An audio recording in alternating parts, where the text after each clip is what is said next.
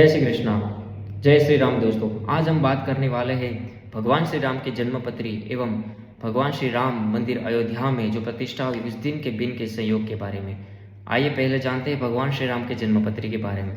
तो भगवान श्री राम का जन्मपत्री हम जिस आधार पर आज तक हमारे विद्वान तैयार करते हुए आए हैं, जिसमें वाल्मीकि रामायण एवं रामचरितमानस में जो कुछ पंक्तियां हैं उसके आधार पर जो कुंडली तैयार होती है, जिसमें हमें पता है कि भगवान श्री राम का जन्म चैत्र मास शुक्ल पक्ष की नवमी तिथि के दिन हुआ था। और जो ग्रह जहाँ उच्च के जो नीच के जिस तरह से जो नक्षत्र के आधार पर विराजित थी, उसमें जन्मपत्री तैयार होती है कि भगवान श्री राम के जन्मपत्री में चतुर्थ लग्न था, जिसमें चंद्र और बुध की युति थी।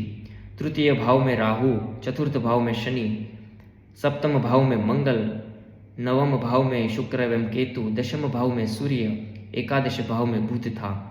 और इस आधार पर ये पाया गया है, ये ज्योतिष काल गणना के अनुसार हमने ये आज तक का ये विवरण है कि भगवान श्री राम का जो वनवास है वो बुध की महादशा में और गुरु की अंतर्दशा एवं शनि की प्रति अंतर्दशा में खत्म हुआ था और भगवान श्री राम लौटे थे।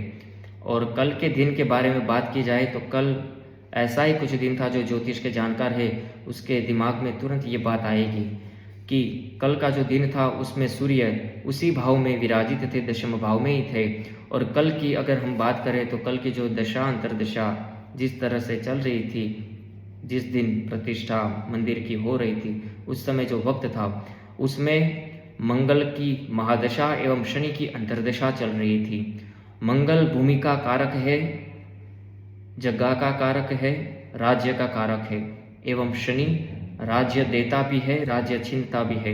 तो भगवान श्री राम की जन्म कुंडली के आधार पर भगवान श्री राम के जन्म कुंडली में मंगल जिस स्थान पर है, जो स्त्री कष्ट पीड़ादायक हम कह सकते कि जिसकी वजह से वनवास भी हुआ, या तो जिस तरह से उन्हें ये भुगतना पड़ा।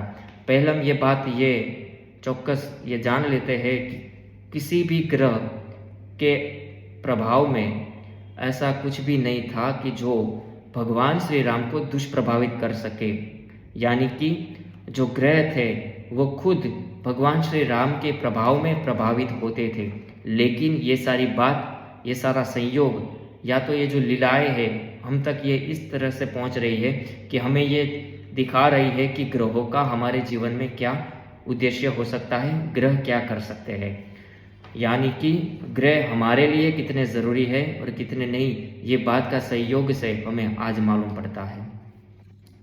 तो ज्योतिष के जानकार एवं हम विद्वानों से अगर पूछे भी तो यही कहेंगे कि जी हाँ, राम मंदिर प्रतिष्ठा के दिन मंगल की महादशा एवं शनि की अंतर्दशा चल रही थी, जिसके चलते मंगल ने फिर से जो भूमि का कारक है, भूमि ग्रहण का कारक है, जिसने हमें फिर से भगवान श्री राम को उनकी भूमि दिलाई, और शनि जिसने खुद को अपना राज्य सौंपा है।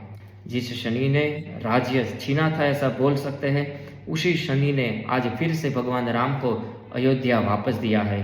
तो बस इसी तरह की बहुत सारी डिटेल में भगवान राम की जन्म कुंडली है, लेकिन आज की वीडियो में इतना ही। ज़्यादा जानकारी के लिए आप हमें संपर्क कर सकते हैं। तो बोलिए जय श्री राम, जय सिया राम, जय श्री कृष्ण, ओम नमः शिवाय।